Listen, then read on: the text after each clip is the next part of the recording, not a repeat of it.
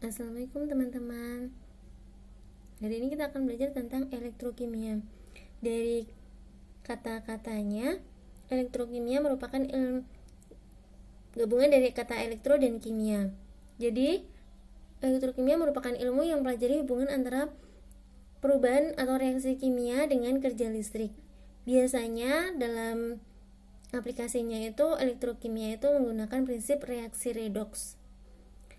Reaksi redoks sendiri adalah reaksi yang di dalamnya terjadi serah terima elektron antar zat. Dari unsur penyusunnya, redoks merupakan reaksi reduksi dan oksidasi, maka disingkat sebagai redoks. Ya, untuk memahami reaksi redoks, kita terlebih dahulu harus paham tentang bilangan oksidasi atau biasa disingkat dengan biloks. Bilangan oksidasi merupakan bilangan yang menyatakan suatu atom menangkap atau melepas elektron. Di sini ada beberapa ketentuan, ya. Jadi sebenarnya di sini ini adalah ada hubungannya dengan pemahaman-pemahaman sebelumnya, ya, di kimia dasar, yaitu tentang konfigurasi gitu. Jadi nanti ada, masih ingat kan teman-teman tentang golongan 1A, 2A gitu. Ya, di sini ketentuan untuk biloks itu misalnya satu atom atau molekul bebas itu nanti biloksnya sama dengan 0. Kalau sudah bergabung itu biloksnya 0. Misalnya K aja.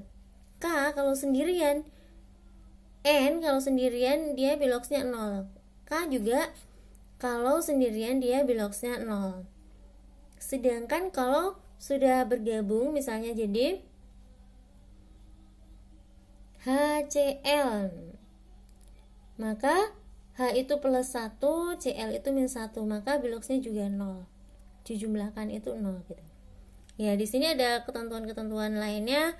Misalnya adalah golongan 1A, itu biloksnya selalu plus 1. LINAK, ya. Masih ingat mungkin ya teman-teman golongan 1A apa saja, teman. Golongan 2AA, Mg, Ca, Ba plus 2 dan sebagainya. Kemudian golongan 7A itu min 1. Kemudian atom hidrogen itu biasanya selalu plus 1 dan atom oksigen itu selalu min 2. Contohnya di sini HCl.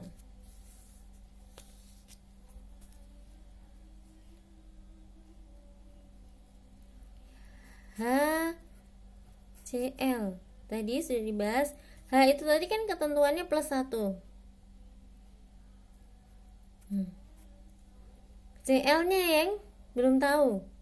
Kalau belum tahu, ya di sini sudah ada juga ketetapannya min 1. Kalau belum tahu, berarti dia akan bisa dicari tahu juga, karena kan tadi jumlah biloks dalam satu molekul itu 0. Berarti kalau di sini plus 1, di sini Cl nya min 1. Kemudian contoh lainnya H2O. H2O itu kan H plusnya ada 2.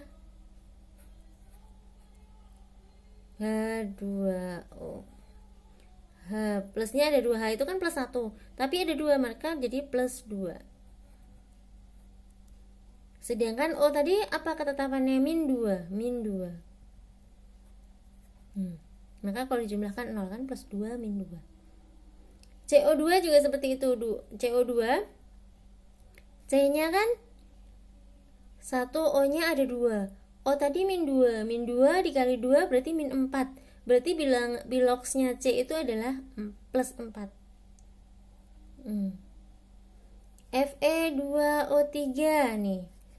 Berarti kan Fe nya ada 2, O nya ada 3. O tadi ketetapannya adalah min 2. Min 2 ada 3, berarti dia min 6. Jadi gini.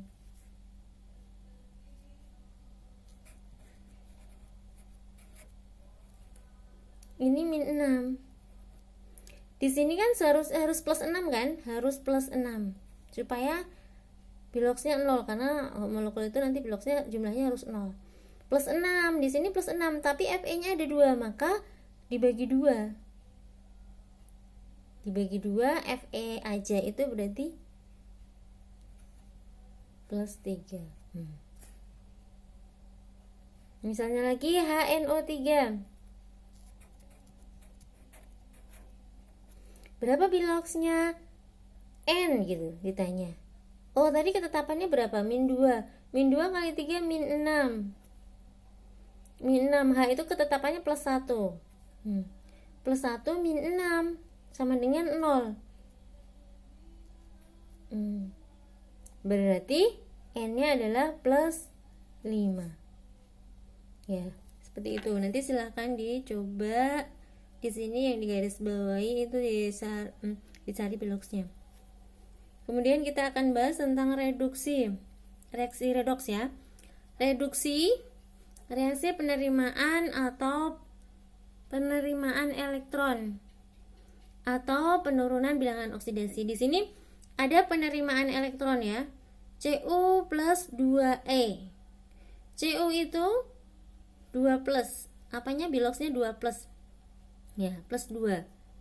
Kemudian terjadi penerimaan elektron di sini plus 2E menjadi Cu.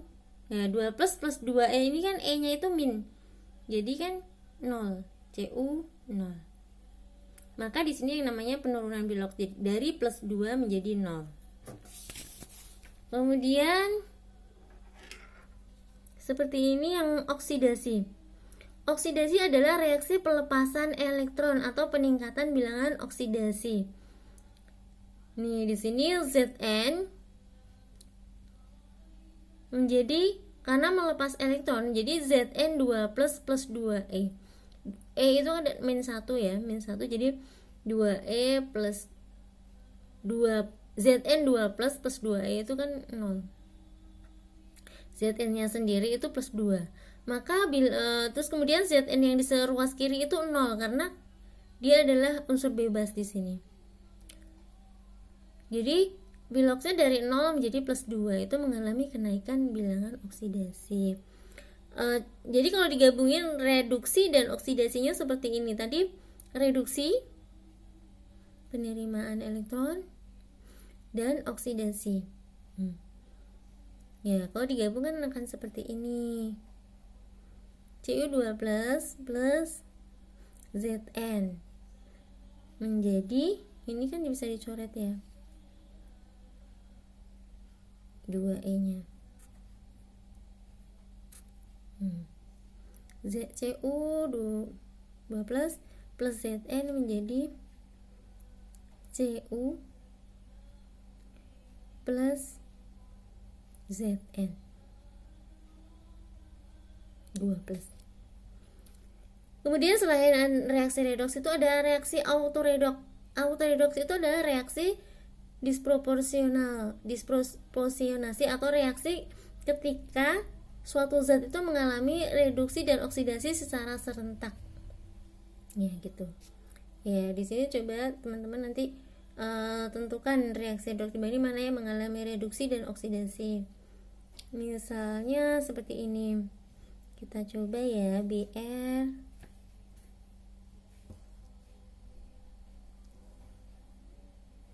BrO3 plus N2H4 menjadi NO3 plus Br-. Di sini kita coba cari dulu Br itu kan tadi O itu ketetapannya min 2. Min 2 dikali 6, dikali 3 jadi min 6. Berarti Br berapa? Plus 6. Biloxnya Br adalah plus 6. Kemudian N2H4. H tadi ketetapannya itu plus 1. Karena ada 4 jadi plus 4. N-nya seharusnya kan di sini min 2. Karena seharusnya plus 4, tapi karena N-nya ada 2 dibagi 2. Biloxnya N sendiri adalah 2. N kalau sendirian 2. Kemudian NO3. O tadi berapa? Min 2. Min 2 kali 3 min 6. Berarti N yang di sini plus 6.